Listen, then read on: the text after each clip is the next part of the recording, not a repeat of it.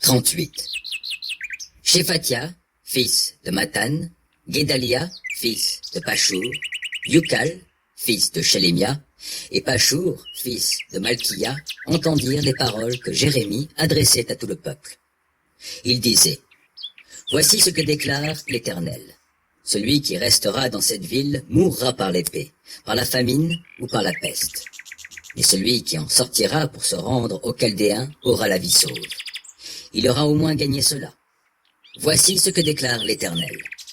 Cette ville sera livrée à l'armée du roi de Babylone, qui s'en emparera. » Alors les ministres dirent au roi, « Il faut faire mourir cet homme, car ses propos démoralisent les soldats qui restent encore dans cette ville, ainsi que toute la population.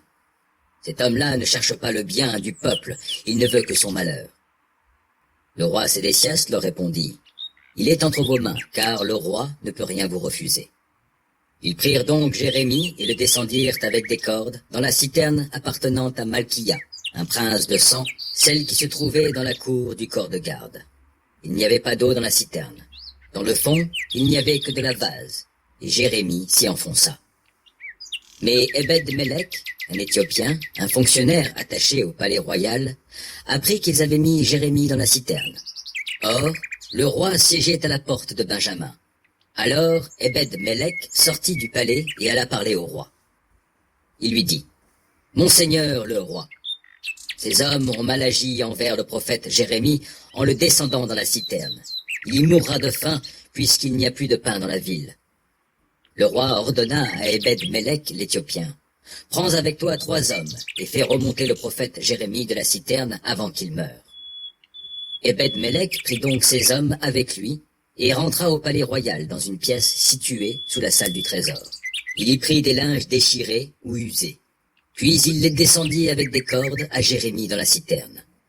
Ebed-Mélec l'Éthiopien dit à Jérémie, « Mets ces chiffons et ces vieux vêtements sous tes aisselles par-dessus les cordes. » Ce que fit Jérémie. Puis ils le hissèrent hors de la citerne avec les cordes. Après cela, Jérémie resta dans la cour du corps de garde. Le roi Sédécias envoya chercher le prophète Jérémie et le fit conduire à la 3e entrée du temple de l'Éternel. Il lui dit, « Je vais te poser une question, ne me cache rien. » Jérémie répondit à Sédécias, « Si je te révèle ce que tu me demandes, ne vas-tu pas me faire mettre à mort?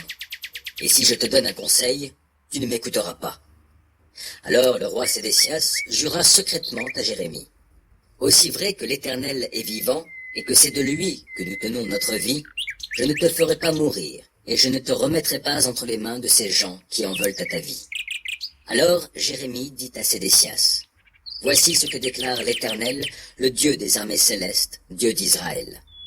Si tu te rends immédiatement aux officiers du roi de Babylone, tu auras la vie sauve, toi et ta famille, et cette ville ne sera pas incendiée. Mais si tu ne te rends pas aux officiers du roi de Babylone, cette ville sera livrée aux Chaldéens, qui y mettront le feu, et toi, tu ne leur échapperas pas. » Mais le roi Sédécias répondit à Jérémie, « J'ai peur des Judéens qui sont déjà passés aux Chaldéens. Je crains de leur être livré et d'être outragé par eux. » « On ne te livrera pas à eux, lui répondit Jérémie. Écoute donc l'Éternel selon ce que je t'ai dit. Tu t'en trouveras bien et tu auras la vie sauve. Mais si tu refuses de te rendre, voici ce que l'Éternel m'a révélé. Toutes les femmes qui restent dans le palais royal de Juda vont être emmenées aux officiers du roi de Babylone, et elles diront, « Ils t'ont trompé, ils t'ont bien eu, tes bons amis. Et pendant que tes pieds enfoncent dans la boue, eux se sont éclipsés.